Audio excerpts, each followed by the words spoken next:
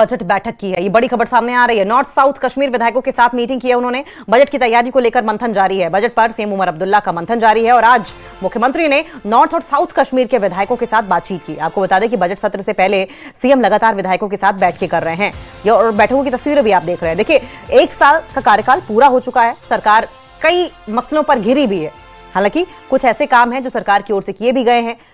अब किस तरीके से अपने किए गए कामों को जनता तक पहुंचाना है, बजट सत्र में जो सवाल उठाए जाएंगे उनका जवाब देना है, कौन सी पॉलिसीज ऐसी होंगी जो बजट सत्र में आएंगी, कौन से तबके को फायदा मिलेगा, ये ऐसे कुछ मेन पॉइंट्स होंगे जो इस डिस्कशन का हिस्सा जरूर रहेंगे। और इसी को लेकर ये मीटिंग आप देख रहे हैं। लगातार मीटिंग्स का दौर जारी है। श्रीनगर में मुख्यमंत्री ने प्री बजट बैठक की है और इसके लिए नॉर्थ कश्मीर से, साउथ कश्मीर से विधायकों के साथ ये मीटिंग रखी, सबसे बातचीत की, मनन मंथन किया। बजट की तैयारियों को लेकर मंथन अब भी जारी है। बजट पर सीएम उमर अब्दुल्ला का मंथन जारी है और आज आप देख रहे हैं तस्वीरों में मुख्यमंत्री ने नॉर्थ और साउथ कश्मीर के विधायकों से बातचीत की है।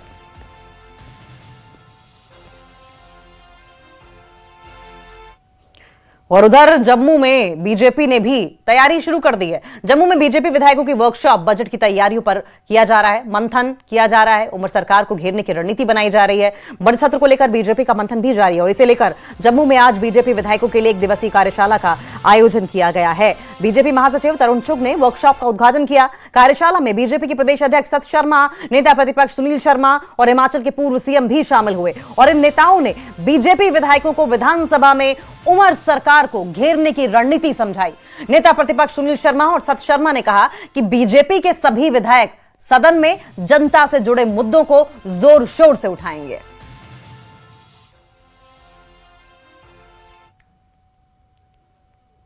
इस बार का जो सत्र है एक हंगामी सत्र रहने वाला है, क्योंकि नेशनल कॉन्फ्रेंस की नाकामियां, हालांकि इन नाकामियों का सिला लोगों ने उन्हें बड़गाम की सीट में दे दिया है, नगरोटा की सीट में दे दिया है, लोकसभा की जो राज्यसभा की सीट थी, चुनाव थे, उसमें उनको मिल चुका है।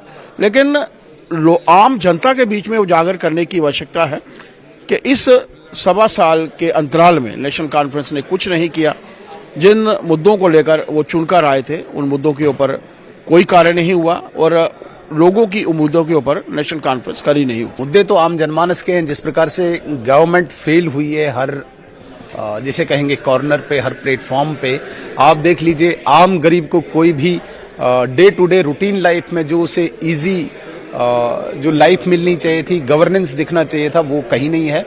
और मेरा ऐसा मानना है कि जो मुख्यमंत्री बड़गाम की सीट हारे हैं उमर अब्दुल्ला साहब, वो सबसे बड़ा फेलियर है इस सरकार का, वो सबसे बड़ा फेलियर है इस गवर्नमेंट का गवर्नेंस के इश्यू पे। अगर उनका फेलियर हुआ है, अगर उनकी हार हुई है, मुख्यमंत्री की सीट अगर नेशनल कॉन्फ्रेंस हारी है तो गवर्नेंस के मुद्दे पे हारी है। तो सबसे बड़ी बात जो है गवर्नेंस जो फेलियर है सबसे बड़ा, वो भारतीय जनता पार्टी का प्रमुख मुद्दा रहेगा। और जो लोगों को आउटरीच मिलनी चाहिए थी सरकार की तरफ से कहीं पे भी नहीं है। जो रूटीन लाइफ में जो समस्याएं आम जनमानस को आती है उनके लिए गवर्नमेंट या गवर्नेंस कहीं दिखती नहीं है। आप ले लीजिए डेली वेजर्स का ले लीजिए मुद्दा, आप एनवाईसीज का मुद्दा ले लीजिए, आप ऐसे तमाम कंट्रेक्चुअल जो एम्प्लॉइज हैं उनके इश्यूज ले लीजिए। यहाँ पे बिजली की हाहाकार मची हुई है, तो कहीं पे भी गवर्नमेंट दिखती नहीं है, ग्राउंड पे विजिबल नहीं दिखती है। ये सारे मुद्दे हम विधानसभा में उठाएंगे और जो करंट इश्यूज होंगे वो भी रहेंगे।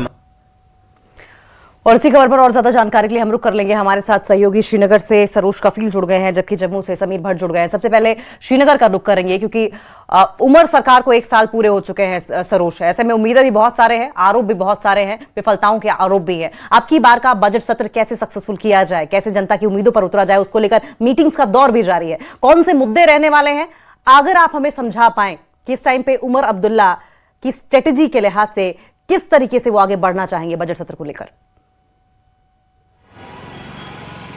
देखिए, आपको बताते चलें कि फाइनेंस मिनिस्ट्री का पोर्टफोलियो भी सीएम उमर अब्दुल्ला के पास है और इस बार वो दूसरा बजट प्रेजेंट करने वाले होंगे। आपको याद है कि अभी जम्मू में 6 तारीख को उमर अब्दुल्ला बजट प्रेजेंट करेंगे और उससे पहले वो जम्मू में तमाम स्टेक होल्डर्स से मिले। उसके बाद कल से लगातार कश्मीर में जितने भी स्टेक होल्डर्स हैं उनसे उनकी मुलाकात हो रही है, फिर वो टूरिज्म, ट्रेड या ट्रांसपोर्ट से जुड़े हुए हों। आपको बताएं कि कल श्रीनगर के सिविल सेक्रेटरीट में सेंट्रल कश्मीर के तमाम एमएलएज और स्टेक होल्डर्स को बुलाया गया था, जिसमें से श्रीनगर, बडगाम और गांदरबल के एमएलए आए थे। और वही आज पहले हाफ में अभी मीटिंग चल रही है और साउथ कश्मीर के तमाम एमएलएज और स्टेक होल्डर्स इंक्लूडिंग जो फ्रूट ग्रोवर्स हैं, क्योंकि पुलवामा की बात कर लीजिए, शोपियां की बात कर लीजिए, वहाँ पे जो एप्पल ऑर्किड्स है या एप्पल ऑर्किडिस्ट्स है, उनकी काफ़ी बड़ी इंडस्ट्री है, मिल्क प्रोडक्शन काफ़ी ज़्यादा होता है। तो वो तमाम स्टेक होल्डर्स इस वक्त सिविल सेक्रेटरीट श्रीनगर में उमर अब्दुल्ला से मुलाकात कर रहे हैं और उसके बाद एक ब्रेक होगा और करीबन 3 बजे जो सेकेंड लेग ऑफ मीटिंग है वो स्टार्ट होगा और उसमें सीएम उमर अब्दुल्ला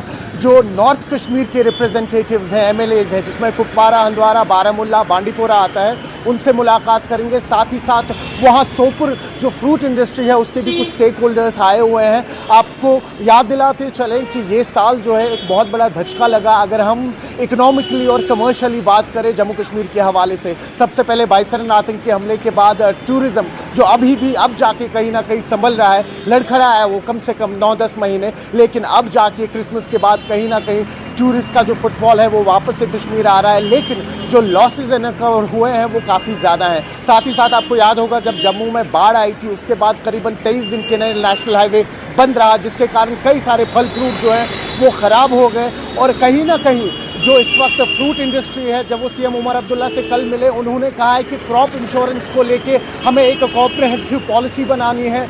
वही जो टूरिज्म इंडस्ट्री है उन्होंने भी होम स्टेज के हवाले से बात की है कि किस तरह से होम स्टेज पे फोकस करना चाहिए।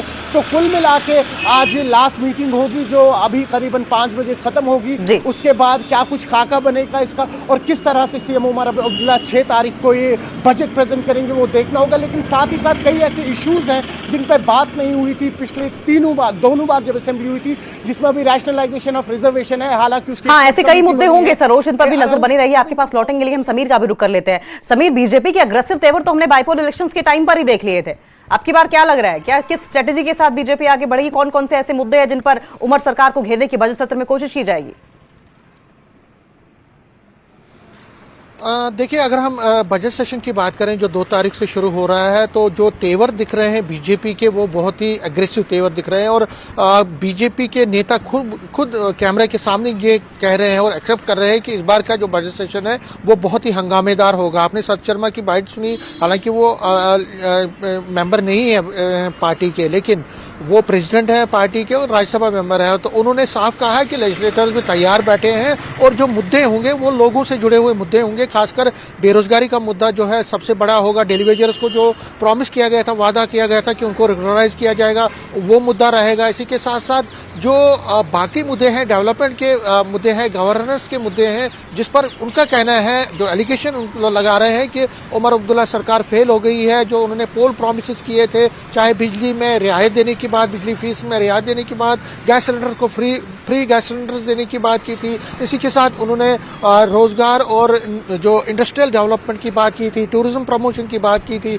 एग्रीकल्चर और हेल्थ सेक्टर में डेवलपमेंट की बात की। तो हर एक मोर्चे पे बीजेपी ये कहना है कि सरकार फेल हो चुकी है, उमर अब्दुल्ला सरकार फेल हो चुकी है। इसके साथ साथ कई पार्टी के नेता अब खुलेआम जो दावा ये मांग कर रहे हैं कि जम्मू को अलग स्टेट बनानी चाहिए। वो कहते हैं कि डिस्क्रिमिनेशन बहुत हो रही है जम्मू के साथ और इसलिए जम्मू को अलग स्टेट बनाना चाहिए। हालांकि तारुण चुग जो कि पार्टी के जो इंचार्ज है और नेशनल जनरल सेक्रेटरी है, सत शर्मा जो कि पार्टी के प्रेसिडेंट है और leader of opposition Sunil Sharma जो कि पार्टी के लीडर ऑफ अपोजिशन है, वो साफ कह रहे हैं कि पार्टी की ऑफिशियल लाइन ये नहीं है। लेकिन पार्टी के नेता, जो पार्टी के विधायक हैं, जो कल असेंबली में बैठेंगे 2 तारीख से, उनमें से कई नेता ये कह रहे हैं, कई विधायक ये कह रहे हैं कि बस बहुत हो गया, अब जम्मू को अपना हक मिलना चाहिए और अलग से स्टेट यहाँ पे बननी चाहिए। तो ये मुद्दा भी गरमाएगा।